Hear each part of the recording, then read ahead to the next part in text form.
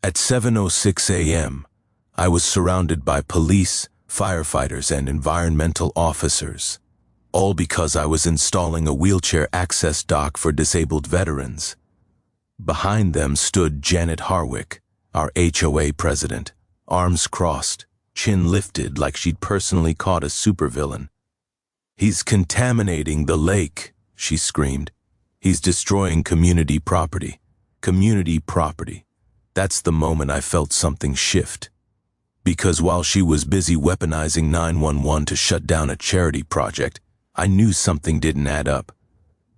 3 days later, after her lawyers started sending threats, I decided to dig into the property records myself.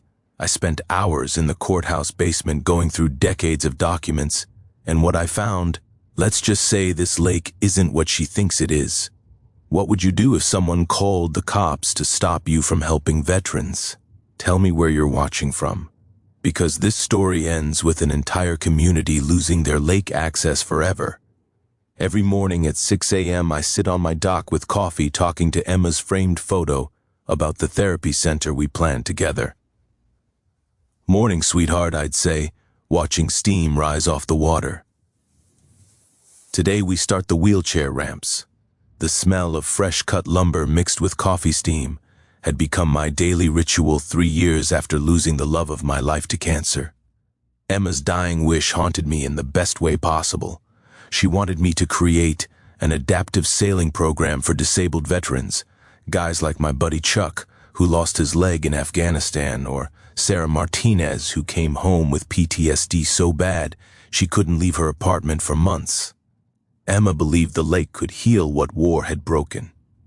I'm Clayton Merrick, 58, semi-retired marine engineer. Spent 30 years building docks and harbor systems, specializing in adaptive construction. After Emma passed, I started a small business designing accessible waterfront facilities. Kept me busy, kept me sane, kept her dream alive. Our community, Willowbrook Lake Estates, sits around a pristine 40-acre lake. 85 upscale homes, average value $800,000.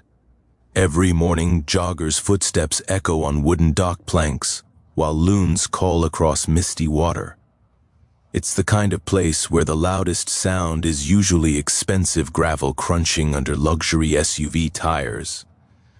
I live with my father-in-law Joe, 84, who's got Alzheimer's, but still asks about Emma every day.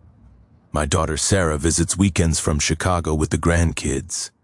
Emma's sailboat, Second Chances, sits covered in the garage, waiting for adaptive rigging that'll never come unless I make this therapy center happen.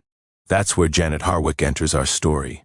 52 years old, luxury real estate queen with a fake sweet southern drawl that masks iron control. She inherited a $2 million lakefront mansion from her grandmother and considers herself the guardian of community standards. Translation: she decides who belongs and who doesn't. Janet's been HOA president for 15 years, controlling the board through intimidation and social manipulation. Her husband runs a law firm with city council connections, giving her reach beyond our little lake community. She'd built a neighborhood gossip network of concerned citizens who reported everything back to her. The Emma Adaptive Sailing Center was going to be substantial. Large floating dock system with wheelchair-accessible ramps, adaptive rigging for disabled sailors, therapy pavilion for PTSD counseling, equipment storage for specialized gear. I'd secured every permit possible.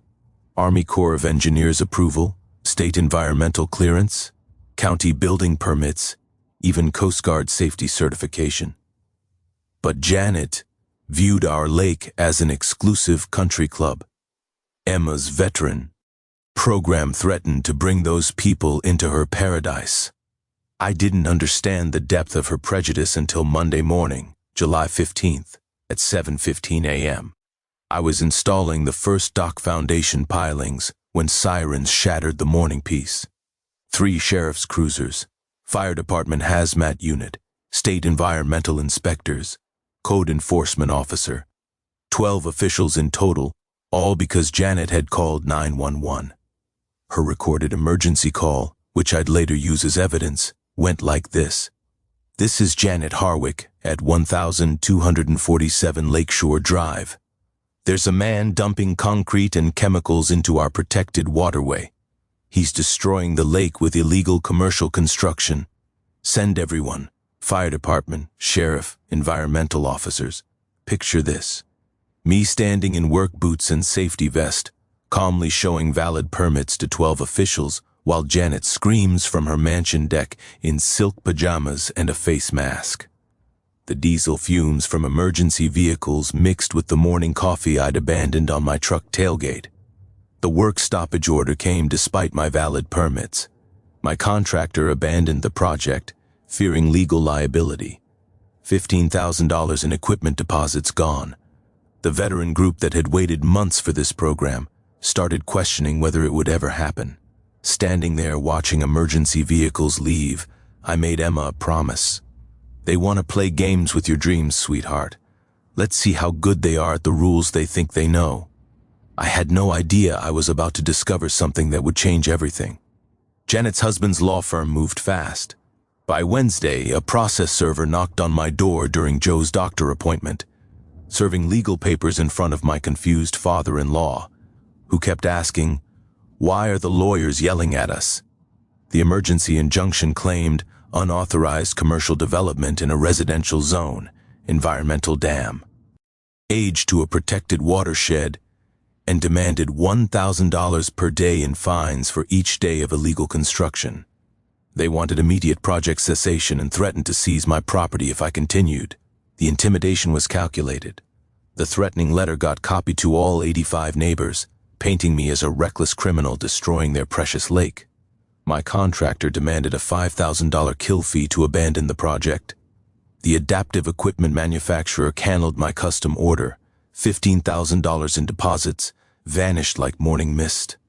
But the worst part was watching neighbors cross the street to avoid me during morning walks. Chuck, my veteran buddy who'd lost his leg in Afghanistan, started questioning whether supporting this controversial project was worth the hassle. The local marine supplier refused further material deliveries, claiming concerns about the legal situation. Sleepless nights staring at Emma's photo became routine. "They're trying to kill your dreams, sweetheart," I'd whisper. "But you always said fight smart, not hard." So I fought smart. 3 days at the county courthouse, diving into property records with the methodical precision that 30 years of marine engineering had taught me. The musty basement smell of old papers and binding glue became familiar as I examined original 1960s subdivision plats, traced easement documents through 5 decades, cross-referenced tax records and survey maps. Here's something most people don't know about property easements. They require specific legal language and regular renewal. Many informal arrangements from the 60s never received proper documentation. Think of easements like magazine subscriptions. They don't automatically renew forever just because everyone assumes they will. The breakthrough came Thursday afternoon in the courthouse basement. Fluorescent lights flickering over faded deed maps while I sipped courthouse coffee. That tasted like it was brewed in 1982, which coincidentally was exactly the year I was looking for. There it was, buried in a manila folder yellowed with age. The original temporary easement allowing HOA road access across my property. Dated June 1, 1982. Expiration date clearly stated December 31, 1982. Duration 6 months for construction access only. I must have read it 10 times checking for renewal documents, amendments, extensions. Nothing. No legal documentation existed for permanent access. Translation: 40-plus years of community assumptions had just become 40-plus years of illegal trespassing. Walking back to my truck, boots echoing in empty courthouse hallways, I realized I'd discovered something bigger than dock permits. Every neighbor, every boat launch, every lake party, everything depended on crossing my land illegally. That evening I called Emma's photo. My discovery: remember what you used to say about bullies, sweetheart? They're loudest when they're standing on the weakest ground. Well, guess what ground Janet's been standing on? The real humor hit me later. Janet's lawyer, wearing his $500 Italian suit to threaten a guy in Carhartt work pants and steel-toed boots, had just spent billable hours defending a position that didn't legally exist, like bringing a yacht to a canoe fight. But I wasn't ready to play my ace yet. If 40-plus years of assumptions could crumble this easily, maybe Janet's entire power structure was built on equally shaky ground. Time to dig deeper. I started documenting everything, every vehicle that crossed my property line, every person who used the road, every boat that launched from what I was beginning to understand was my shoreline.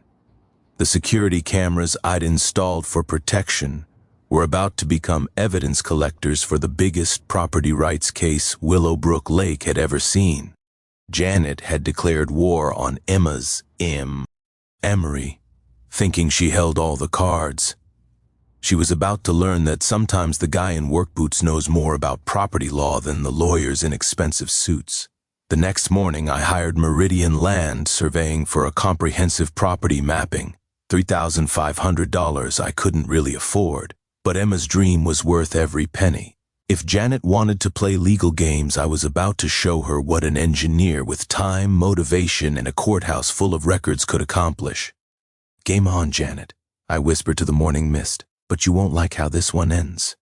Janet's propaganda campaign launched the following week with military precision. She went door-to-door with a safety petition claiming my construction endangers children. Her Facebook group concerned Willowbrook parents gained 78 members overnight.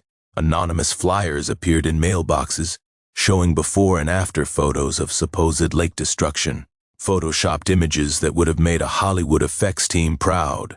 The community pressure was relentless, 60 signatures demanding project cancellation, next-door posts about the aggressive veteran causing problems, WhatsApp groups spreading rumors about PTSD outbursts I'd never had.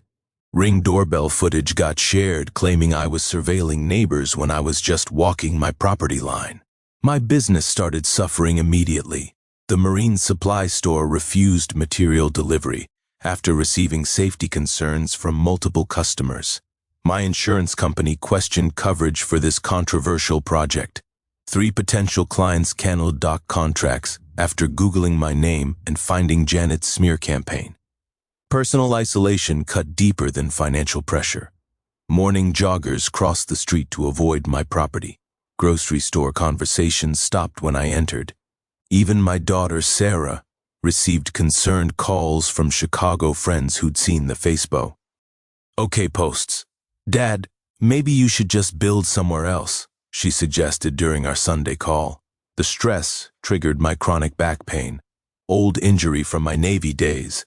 I was skipping meals, losing weight, having increasingly desperate conversations with Emma's photo. "They're turning everyone against us, sweetheart. How do I fight a whole community?"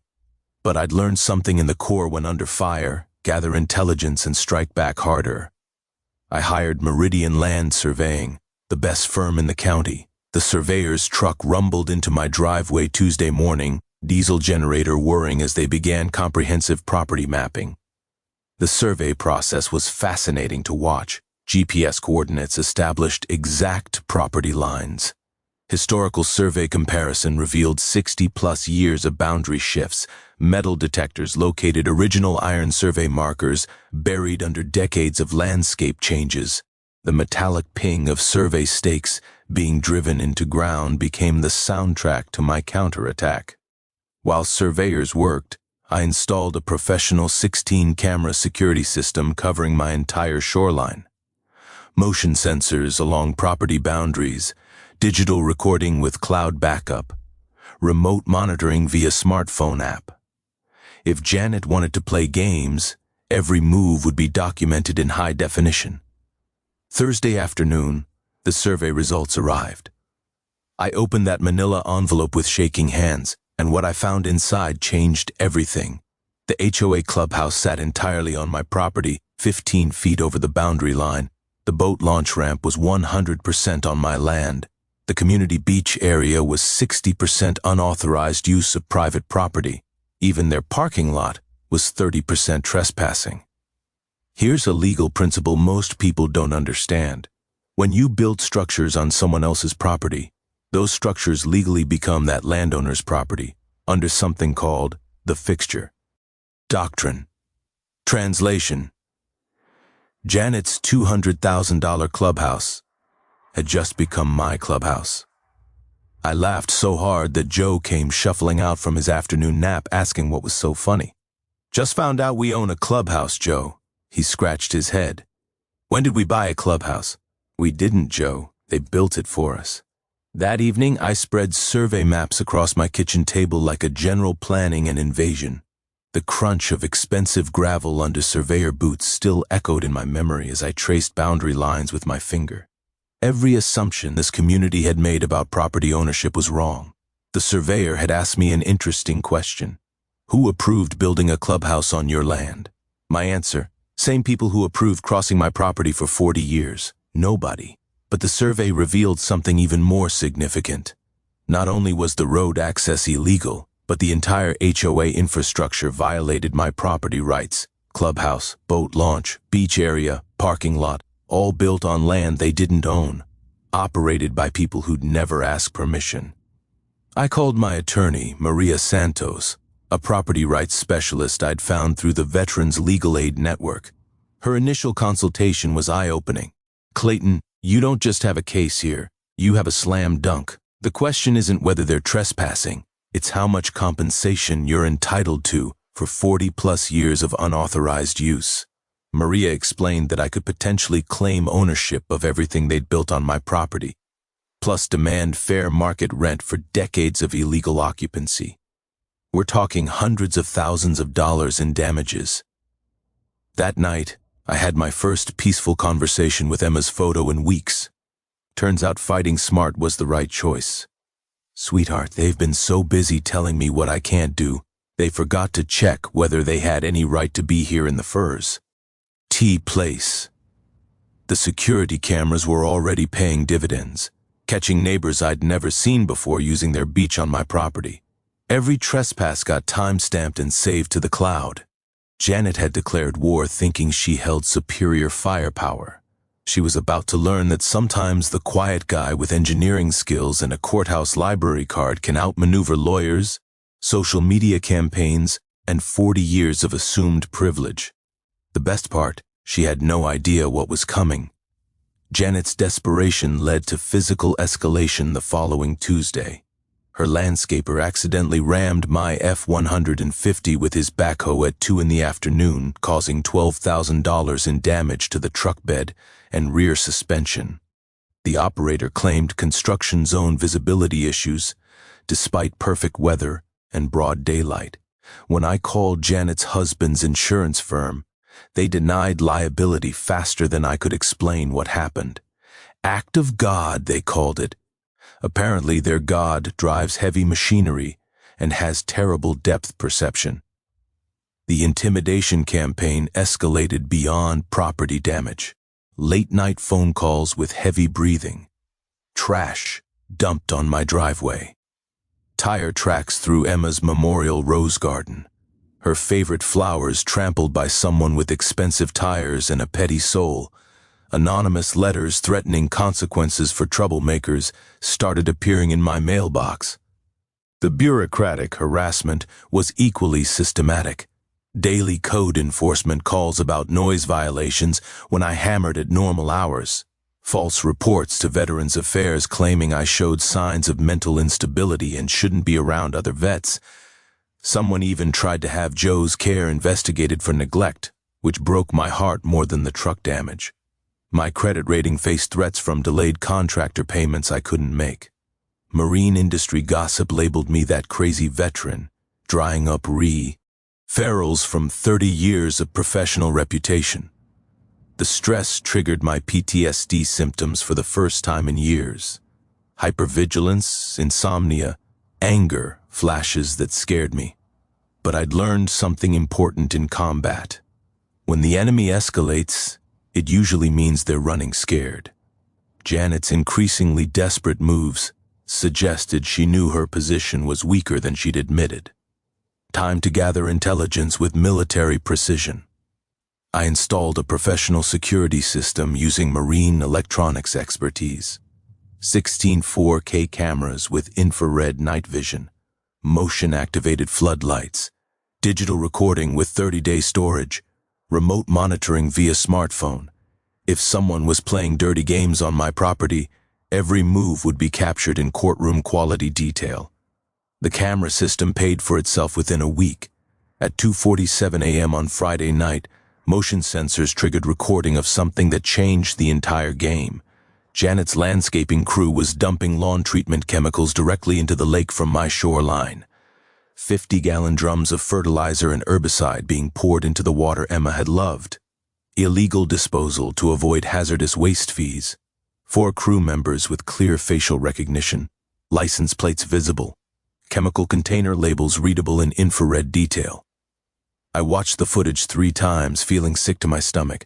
The chemical smell I'd noticed near the water wasn't my imagination. These people were poisoning the lake while accusing me of environmental damage. Here's something every property owner should know. Dumping chemicals in waterways carries $50,000 federal fines per incident under the Clean Water Act. Translation: Janet's lawn obsession had just become a federal crime that could bankrupt her. The footage was devastating evidence. GPS timestamps proved repeated violations over months. The crew wasn't being careful. They thought they'd air invisible on private property at night. One guy was actually wearing designer sunglasses while dumping toxins at 2 a.m. because apparently looking cool during environmental crimes was important to him. I called Maria Santos at 7 a.m. Saturday morning. Her reaction was immediate. "Clayton, you need to send this footage to the EPA and State Environmental Protection immediately. This isn't just trespassing anymore. It's criminal environmental destruction. The diesel fumes from my damaged truck mixed with the chemical smell from the contamination site as I walked my property line, documenting every violation the cameras had captured.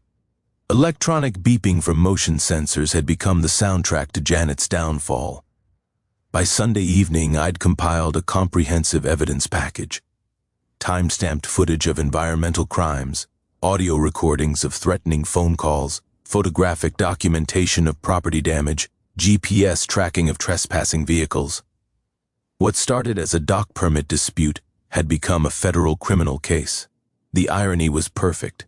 Janet had called 911 claiming I was damaging the lake while her crew was literally poisoning it under cover of darkness. She'd accused me of illegal construction while building her entire community infrastructure on stolen land. Every accusation she'd made was projection of her own crimes.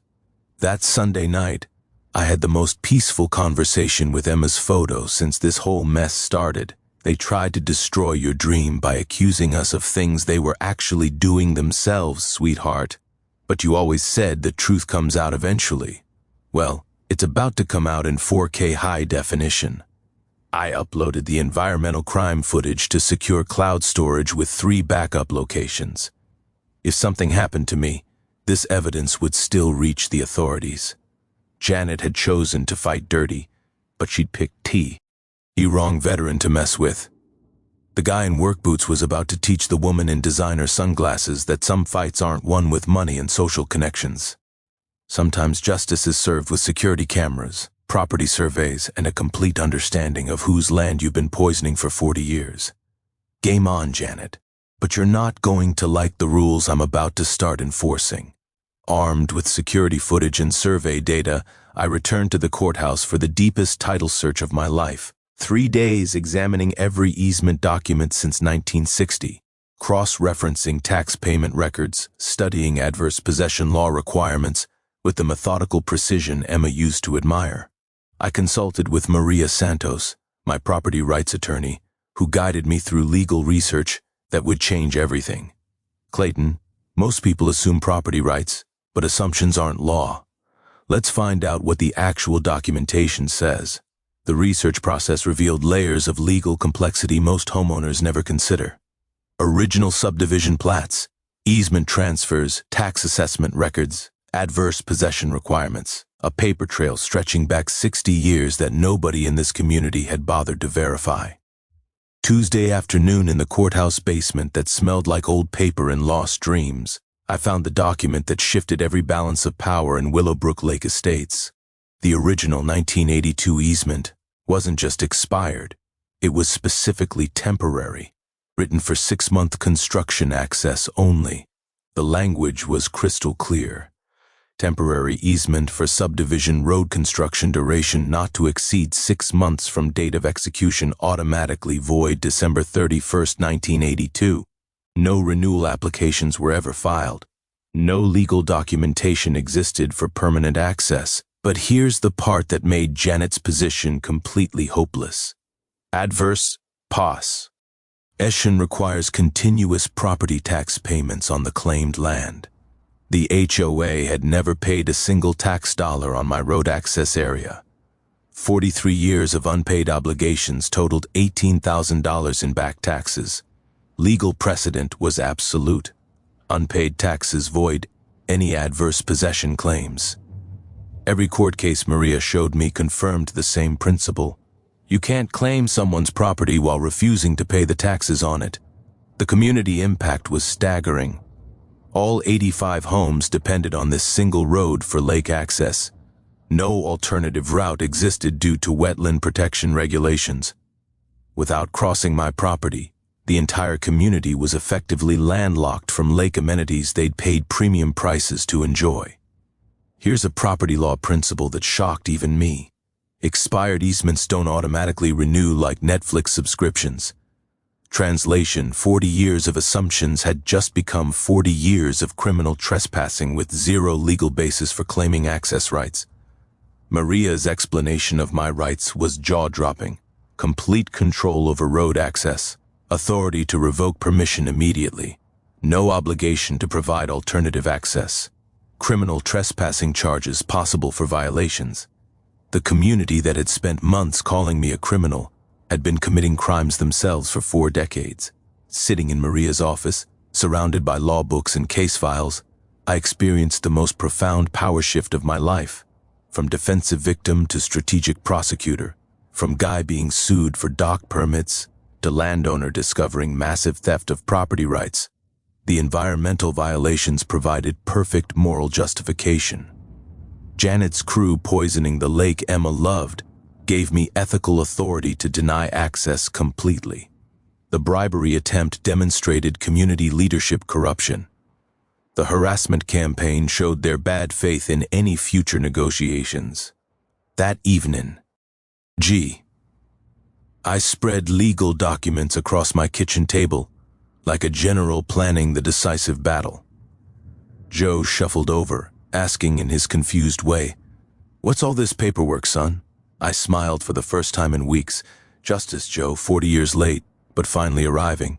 I had 3 options: negotiate new easement terms which would legitimize decades of theft, sue for damages, which would take years and cost a fortune, or exercise my absolute legal right to deny access completely, which would destroy property values, but honor Emma's memory by ending the community that had tried to destroy her dream.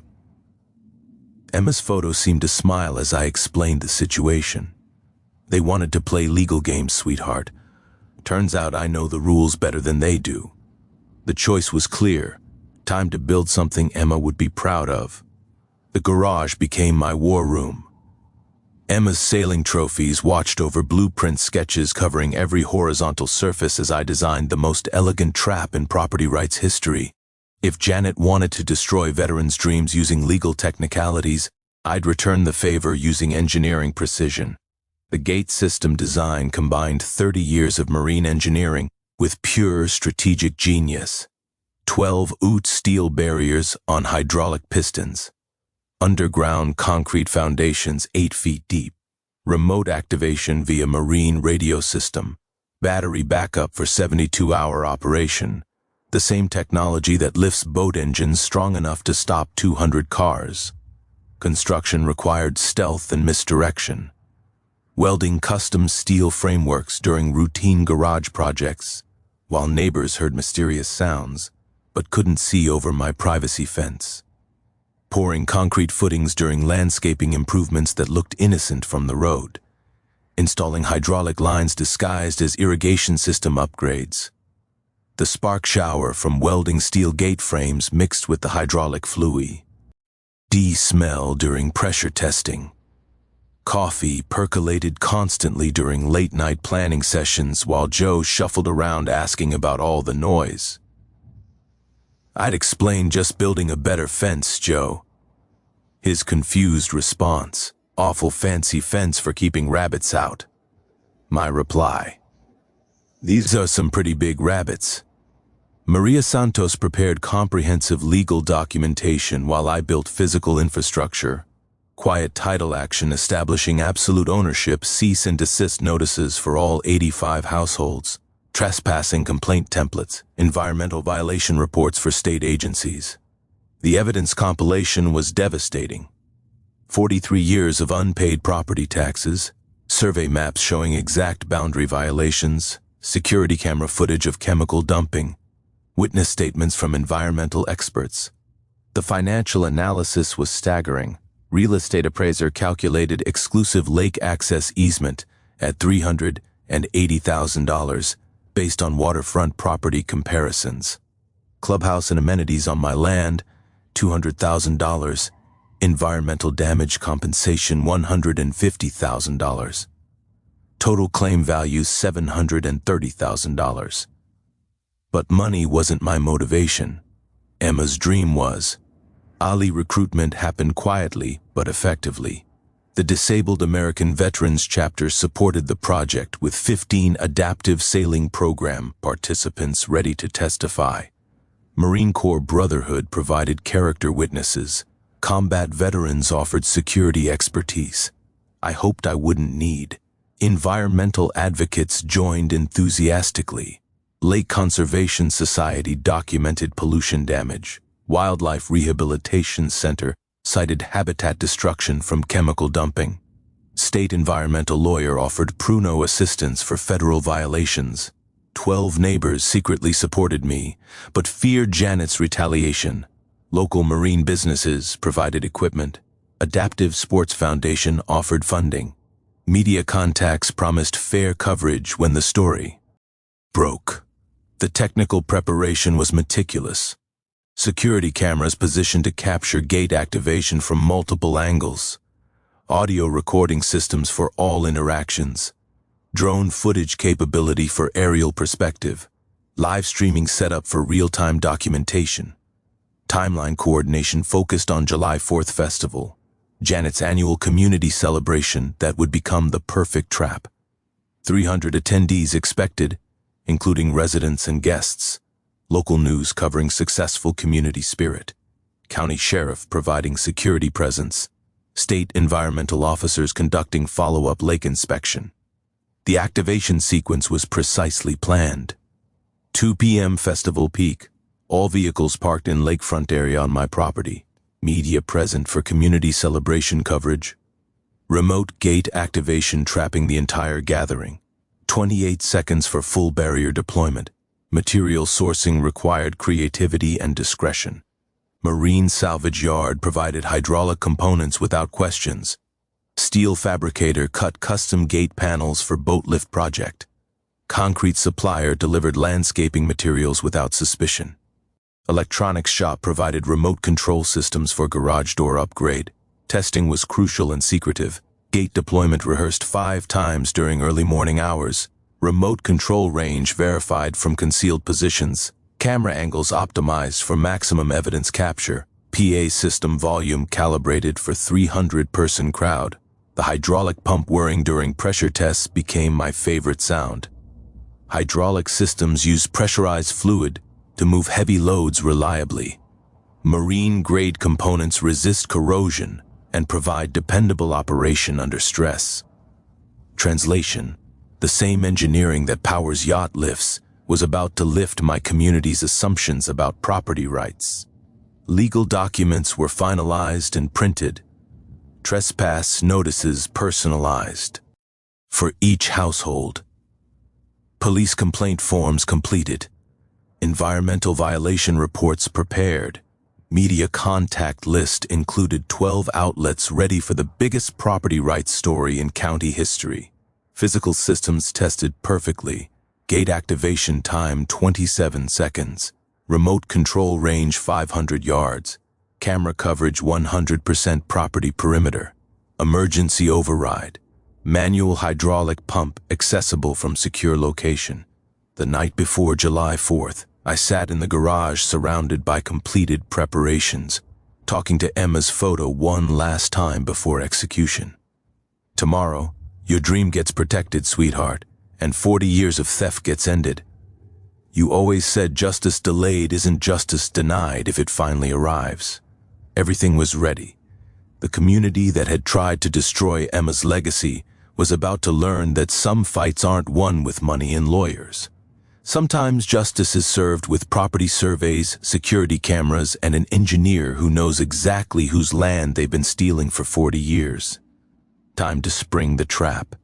Janet's desperation reached new heights Tuesday before the festival. She requested a private meeting to discuss community concerns, suggesting we meet at Starbucks to appear legitimate. I agreed, knowing this would be her last-ditch attempt to avoid the trap closing around her. Tuesday at 3:00 p.m., Janet arrived in her $90,000 Mercedes, wearing designer sunglasses and carrying an official HOA folder. The woman who'd spent months calling me a criminal was about to offer me a bribe in broad daylight.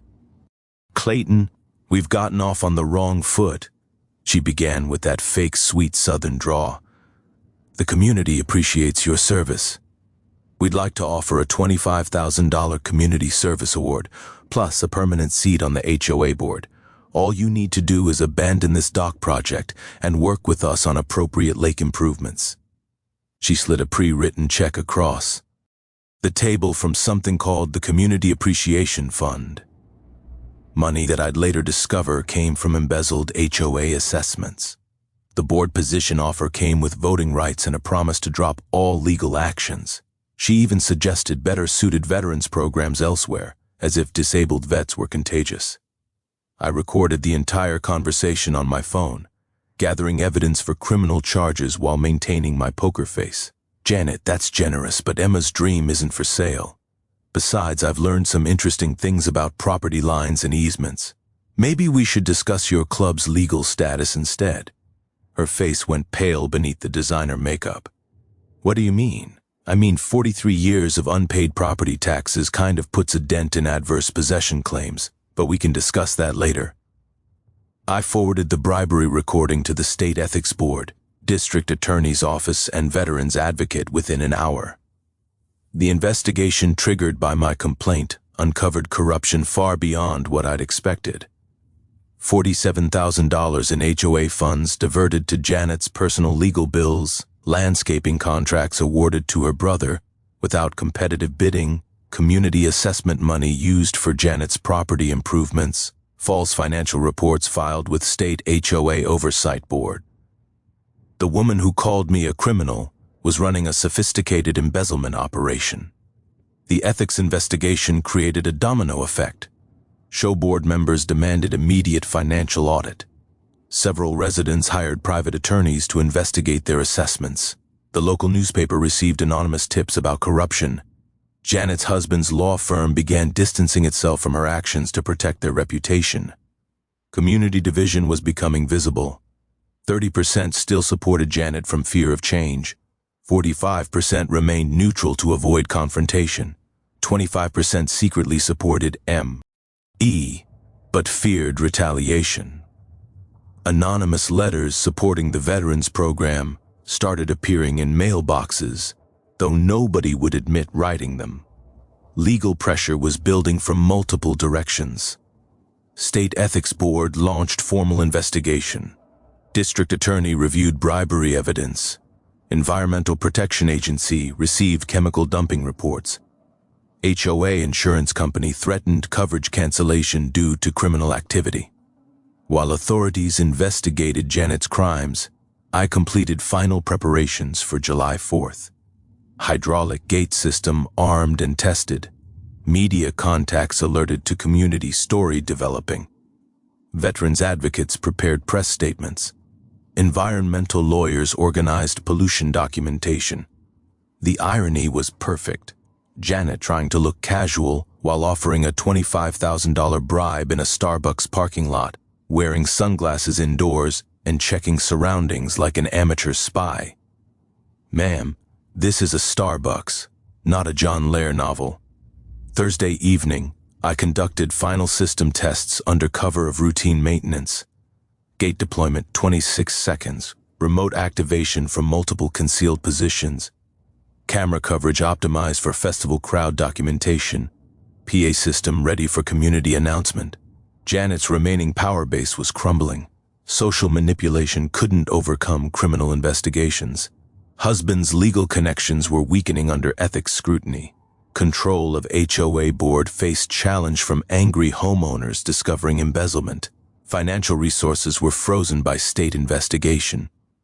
Friday evening, anonymous supporters left encouraging notes in my mailbox. We're proud of what you're doing for veterans. Thank you for standing up to Janet's bullying. Emma would be proud. The community Janet claimed to represent was quietly abandoning her. Legal arsenal was complete. Property ownership documents verified by federal court. CRI. Minor evidence compiled and distributed to appropriate authorities. Environmental violations documented and reported. Trespass notices ready for mass distribution. Media contacts confirmed for live coverage. That night, I sat with Emma's photo reviewing final preparations. Tomorrow ends 40 years of theft, sweetheart. Justice delayed but finally delivered. Your dream gets protected and their crimes get exposed. You always said the truth comes out eventually.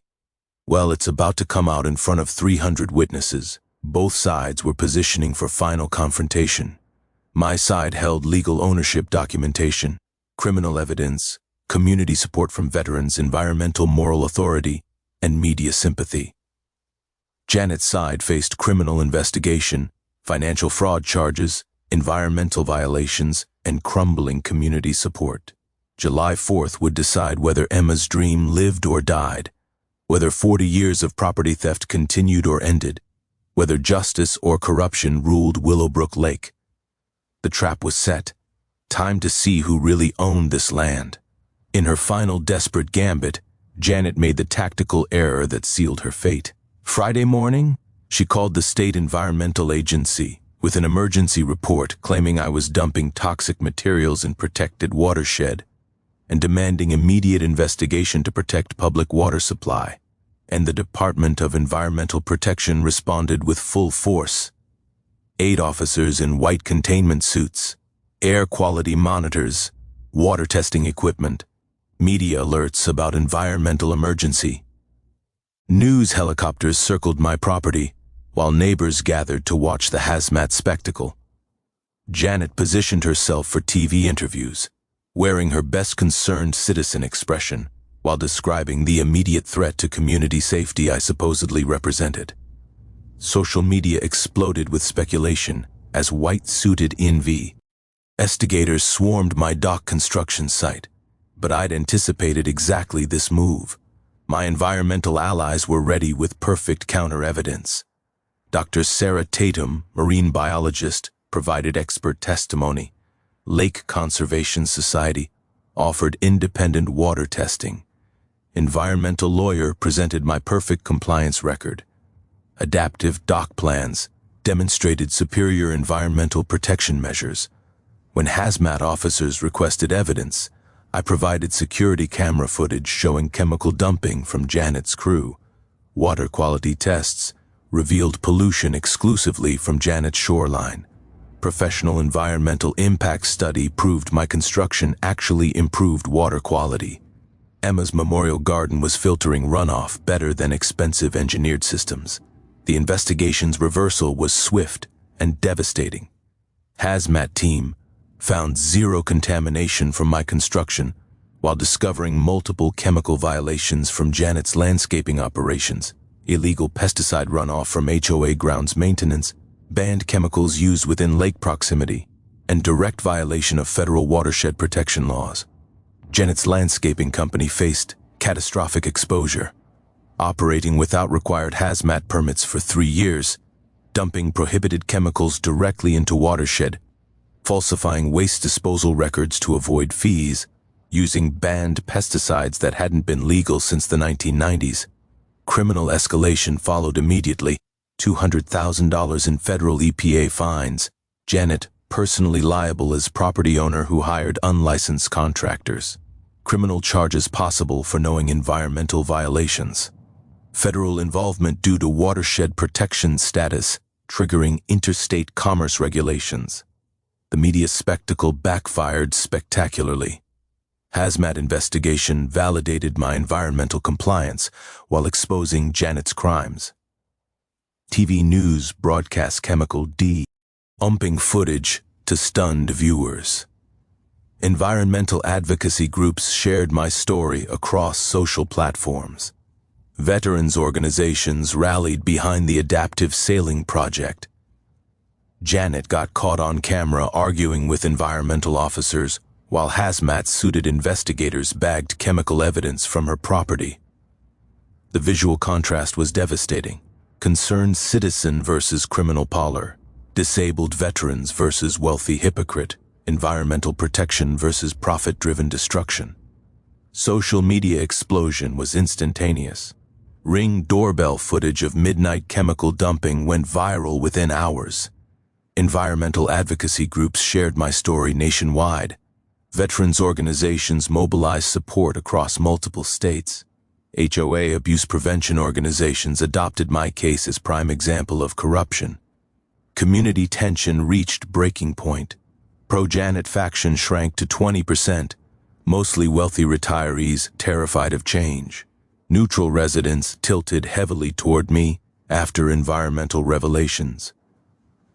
Open supporters grew to 40%, emboldened by media coverage and criminal evidence. HOA board faced organizational crisis. Emergency meeting called to address Janet's leadership. 3 board members resigned over ethics investigation. Community assessment payments suspended pending financial audit.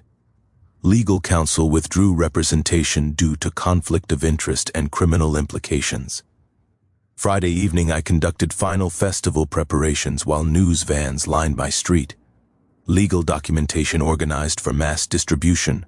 Criminal complaint forms pre-filled for sheriff's convenience. Environmental violation evidence compiled for media access. Hydraulic gate system armed for remote activation. The contrast was surreal. White hazmat suits rustling in evening breeze, while investigators bagged evidence of Janet's environmental crimes. Chemical testing equipment beeping company continuously as officers documented contamination. News helicopter rotors chopping overhead while reporters prepared stories about corruption and environmental destruction. Environmental officers' conversation with Janet became comedy gold. "Ma'am, why is your landscaper dumping chemicals at 2 a.m.? Janet's response, "That's when the fish are sleeping." Officers' deadpan reply, "Ma'am, fish don't sleep. Also, these chemicals kill fish whether they're sleeping or not." Strategic positioning for July 4th was perfect.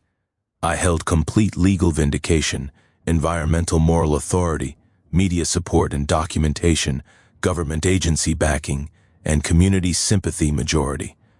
Janet faced criminal investigation, environmental violations exposed, community support evaporated, legal representation withdrawn, and media portrayal as environmental criminal. That evening, I sat with Emma's photo, reviewing the transformed landscape. "They tried to destroy your dream by calling us criminals, sweetheart, while they were literally poisoning the lake you loved. Tomorrow, 40 years of lies end, and your sailing center becomes reality. The festival would determine everything. Justice or corruption, environmental protection or continued contamination, Emma's dream or Janet's nightmare. 300 witnesses would watch the biggest property rights confrontation in county history. Final systems check showed green across all indicators. Gate deployment ready. Media coordination confirmed. Legal documentation prepared. Environmental evidence compiled. Veterans supporters positioned strategically throughout expected crowd. Tomorrow, the community that had tried to destroy Emma's legacy would learn the difference between assumed rights and actual ownership, between social manipulation and legal reality, between getting away with crimes and facing consequences. The trap was armed. Justice was ready. July 4th airy, ved with perfect weather for the biggest property rights showdown in Willowbrook Lake history. 300 festival goers packed the lakefront area, completely unaware they were parking on stolen land about to be reclaimed. Janet's annual community celebration was in full swing by 2:00 p.m. Catered barbecue, live band, children's activities, local news crew covering heartwarming community spirit. County Sheriff Daniels provided festival security, while state environmental officers conducted follow-up lake inspection from the week's chemical contamination discovery. Every vehicle was trapped in the lakefront parking area, my property, according to 43 years of ignored survey maps. Single road exit controlled by my hidden gate system. No alternative escape route due to wetland protection barriers. Festival attendees laughed and celebrated, completely oblivious to the legal earthquake about to hit. At 2:47 p.m., from my concealed position 200 yards away, I activated the remote control. 27 seconds later, 12 trillion steel barriers rose from underground like mechanical flowers blooming in fast forward. Hydraulic pistons pushed gleaming gates skyward with industrial precision, while festival music played and children laughed. The only road exit vanished behind engineered steel that could stop a tank. The collective gasp from 300 people created a sound I'll never forget. Festival music cut to dead silence. Conversation stopped mid-sentence. Children pointed at the impossible sight of gates materializing from empty ground. News helicopter captured perfect aerial footage. Colorful festival trapped in geometric steel prison. Expensive cars helplessly enclosed. Community celebration transformed into captive audience for property rights education. Janet's voice cracked over the festival PA system. Clayton Merrick, open these gates immediately. You can't trap people like animals. This is kidnapping. Sheriff, arrest this man. I walked calmly to the microphone, boots crunching on gravel that had witnessed 43 years of theft. Ladies and gentlemen, welcome to my property. For 43 years, this community has trespassed illegally across my land. Today, I'm exercising my legal right to control access. You have 30 minutes to hear the truth before I consider opening my gates. Sheriff Daniels, who'd been briefed by my attorney, addressed the crowd professionally. Ma'am, I've reviewed the property documents. Mr. Merrick is within his legal rights. Everyone stay calm while we sort this out. The festival's movie screen became a courtroom exhibit as my prepared presentation began. Original 1982 temporary easement with clear expiration date. Survey maps showing extensive property violations. Unpaid property tax records totaling $18,000. Security camera footage of chemical dumping in high definition. Dr. Sarah Tatum took the microphone. The chemical contamination documented in this footage has killed approximately 30% of our lakes' fish population and contaminated the drinking water intake 2 meters downstream. These aren't minor violations. They're environmental crimes that affect everyone in this watershed. 50 smartphones recorded simultaneously as environmental protection officers served Janet her warrant for federal environmental violations. The charges read aloud included illegal disposal of hazardous materials, environmental contamination, conspiracy to commit fraud through the bribery attempt, and embezzlement of HOA funds. Janet's arrest in patriotic red, white, and blue festival outfit created the perfect visual metaphor. Criminal led away in handcuffs while news cameras rolled, surrounded by the community she'd claimed to protect, but had actually poisoned and robbed for years. Community reaction evolved through predictable phases.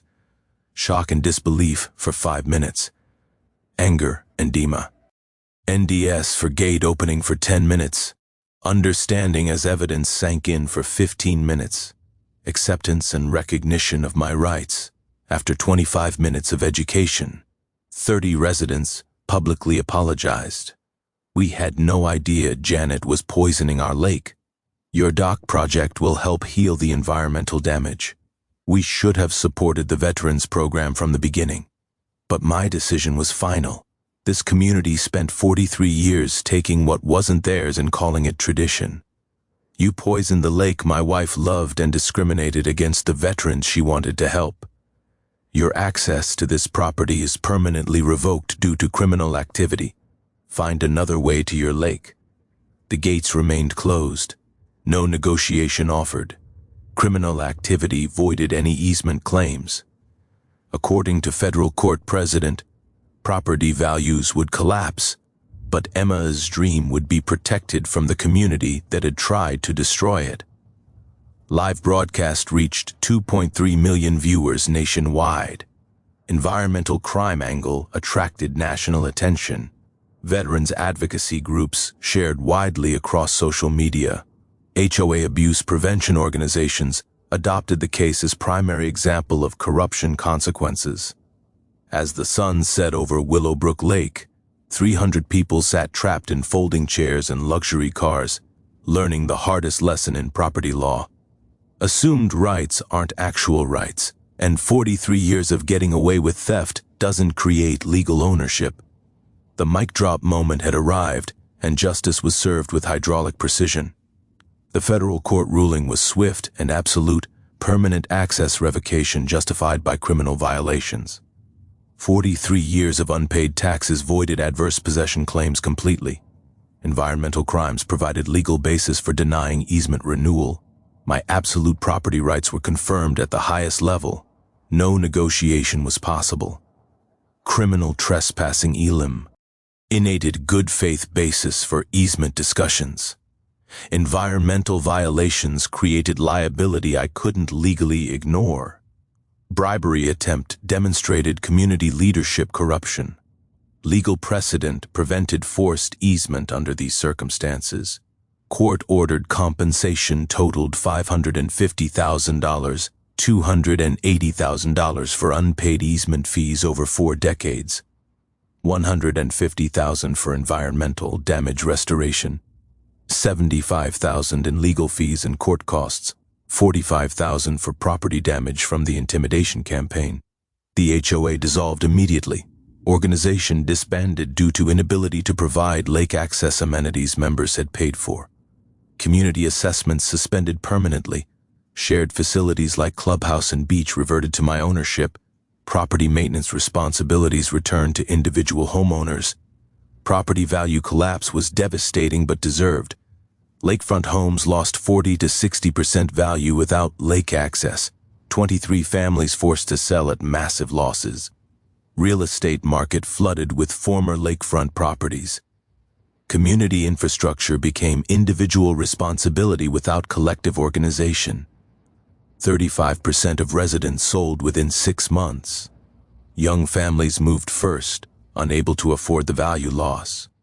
Retirees got trapped by underwater mortgages. Rental properties converted to year-round housing for people who couldn't afford better neighborhoods. The Emma Adaptive Sailing Center opened exclusively for disabled veterans exactly as Emma had dreamed. 12 wheelchair-accessible boats operational by Labor Day. PTSD counseling pavilion completed using court settlement funds. Adaptive equipment funded by environmental damage compensation. 47 disabled veterans participated in the first year. Adaptive sailing program reduced PTSD symptoms by 60%, according to VA studies. National veterans organizations funded expansion programs. Emma's legacy inspired 12 similar therapy centers nationwide. Environmental restoration exceeded all expectations. $150,000 in cleanup funds removed chemical contamination completely. Fish population recovered to healthy levels within 18 months. Water quality surpassed pre-contamination baseline. Wildlife habitat restoration created protected nature preserve. State Environmental Agency designated my property as protected habitat. Lake Conservation Society established research station using clubhouse I'd legally acquired. University Marine Biology program conducted ongoing ecosystem studies. Federal grants supported long-term environmental monitoring. Conservation easement protected the property from future development. Adaptive Sailing Center received perpetual operating permits. Environmental monitoring requirements prevented future contamination. Veterans' access rights were legally protected forever. The Emma Foundation, established with settlement funds, expanded impact beyond our lake. Scholarship program for adaptive sports therapy training. National advocacy for veterans' environmental therapy programs. Legislative initiative for HOA transparency and accountability requirements. Visual irony was perfect justice. 8-oot privacy fence installed along entire property line with no trespassing. Violators prosecuted, signs every 10 feet. Former neighbors watched through fence slats as disabled veterans enjoyed lake access they could never have again. Real estate for sale signs lined every street like patriotic bunting, creating a monument to the consequences of enabling corruption and environmental crime. 12 former neighbors apologized personally and volunteered at the sailing center. I forgave individuals who were manipulated but maintained property boundaries. Community healing happens slowly, one relationship at a time. Joe, in rare moments of clarity, would watch veterans learning to sail and comment, "Emma would be proud." "Yo, you built something that helps people instead of hurting them." Every morning, I still sit on my dock with coffee and Emma's photo, watching disabled veterans learn to navigate waters that are finally clean. The lake that was poisoned by greed now heals warriors poisoned by war. Justice served.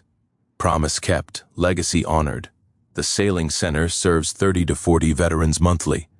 Weekend family programs help military spouses understand adaptive recreation. Children of disabled veterans learn sailing alongside their parents. Emma's dream exceeded even her wildest hopes. Property justice stories like mine happen more often than people realize. Always verify easement documentation before buying waterfront property. HOA financial transparency prevents embezzlement. Environmental violations carry federal criminal penalties. Property rights require active protection and legal knowledge. Share your HOA nightmare in the comments below. Help others avoid these traps. Subscribe and ring the bell for property justice stories every Tuesday. Next week, landlord kept my security deposit until I discovered he didn't actually own the building. Emma's dream lives on in every veteran who finds peace on clean water, every family that discovers adaptive recreation, every person who learns that sometimes justice delayed isn't justice denied. It's justice with compound interest. Thanks for hanging out with us on HOA Stories, where the HOA Karens meet their match. If this story had you cheering or cringing, go ahead and like the video, drop a comment with your reaction, and hit subscribe so you're ready for the next wild HOA tale.